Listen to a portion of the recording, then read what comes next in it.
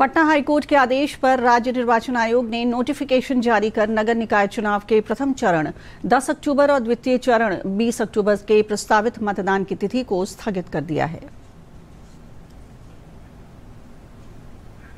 Patna high court के फैसले के आधार पर राज्य निर्वाचन आयोग के नोटिफिकेशन के बाद राजनीतिक दलों में हाईकोर्ट के फैसले को लेकर आरोप प्रत्यारोपों का दौर जारी है। इसी कड़ी में कल पटना में जदयू संसदीय बोर्ड के अध्यक्ष उपेंद्र कुशवाहा ने राज्य सरकार की ओर से अपनी बात रखते हुए कहा कि अति पिछड़ों के आरक्षण के बिना नगर निकाय का चुनाव नहीं होगा।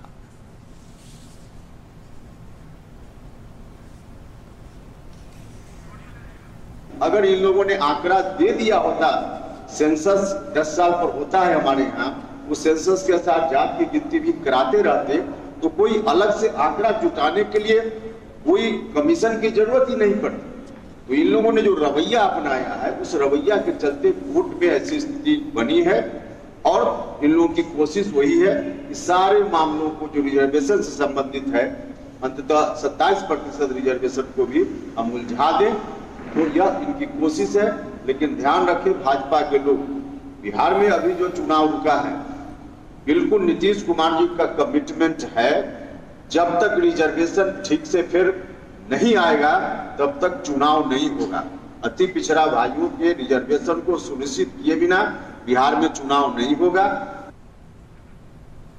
इधर भारतीय जनता पार्टी निर्वाचन आयोग के नोटिफिकेशन के बाद उत्पन्न स्थिति के लिए राज्य सरकार को जिम्मेदार ठहरा रही है। कल पटना में वरिष्ठ भाजपा नेता और पूर्व केंद्रीय मंत्री रविशंकर प्रसाद ने कहा कि इसके लिए मुख्यमंत्री जिम्मेदार हैं।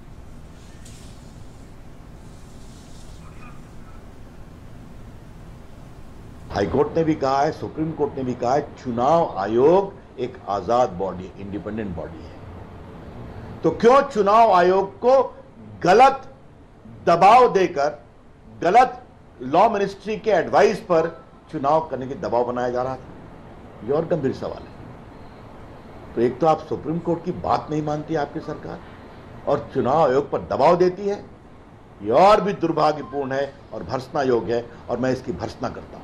हम उम्मीद करते हैं कि सरकार समझेगी और संभलेगी। जहां तक हमारी पार्टी का सवाल है, हम अति पिछड़ा के हक की लड़ाई लड़ते रहेंगे। उनको उचित अवसर मिले, उचित रिप्रेजेंटेशन मिले, ये हमारी प्राथमिकता होगी और कानूनी रूप से प्रक्रिया चले, इसके लिए हम पूरी लड़ाई लड़ेंगे। कोर्ट के फैसले के बाद चुनाव आयोग के नोटिफिकेशन पर विधान परिषद में विपक्ष के नेता सम्राट चौधरी ने भी उत्पन्न स्थिति के लिए राज्य सरकार को जिम्मेदार ठहराया है। श्री चौधरी ने कहा है कि राज्य सरकार के गैर जिम्मेदाराना रवैये के खिलाफ आज प्रदेश मुख्यालयों में मुख्यमंत्री नीतीश कुमार का पुतला दहन किया जाएगा।